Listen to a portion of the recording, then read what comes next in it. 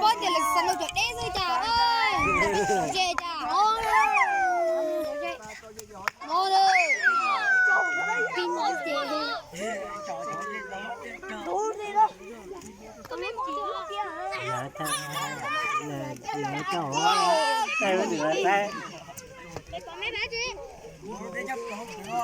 tôi lúc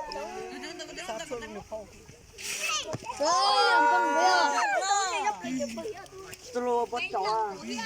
một cái gì cũng nổi ra nào có lo hết trò thì chớ nè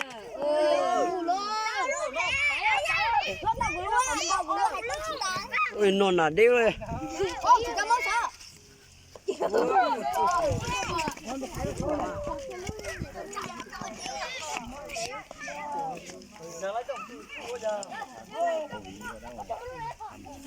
nè nó tay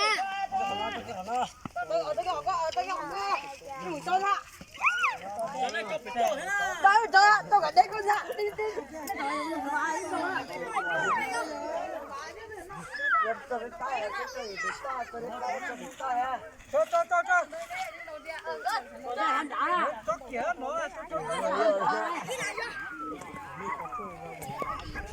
ôi vô ôi vô ai vô ôi vô ôi vô lâu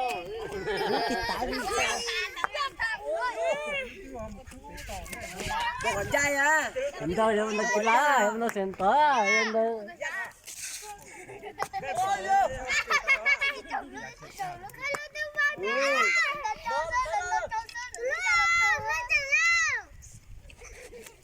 ơi cậu cũng cho gì rồi ta cho đó mà anh đỏ vừa có cái lá nó cái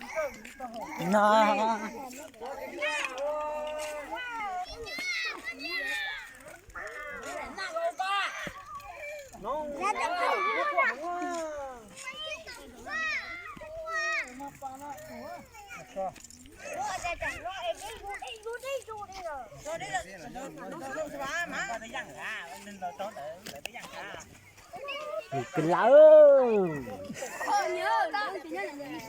cho nè ôi yo phụ tật lâm mau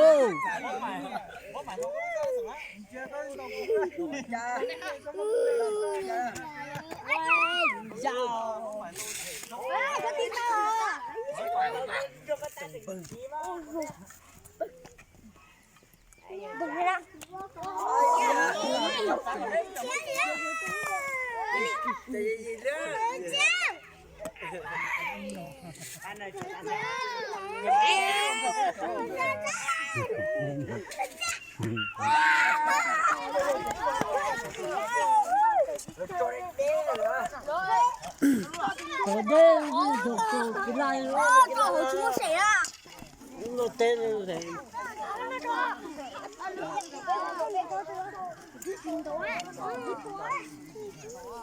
bây giờ cái gì chưa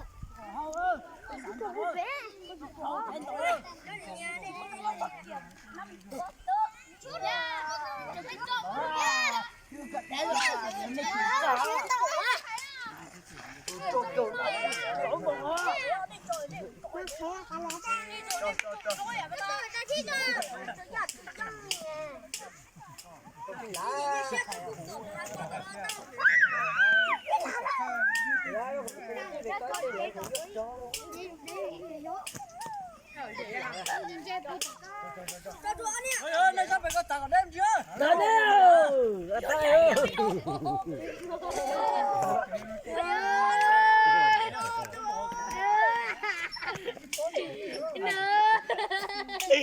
nói mà bố đầu tiên à trời ơi tôi đi rồi ăn tối luôn phải không đây là mình ăn cái cho cô luôn đó quá trời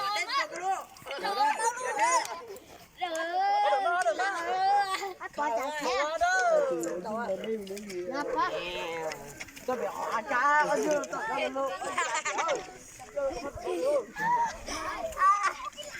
Cái lá chưa. Cái lá tao mà. Con nó to. Bây giờ nó thì bây giờ một tuần qua cho chúng ta lần đầu tiên khai rồi à, cho lo nhận định cho đây à, cùng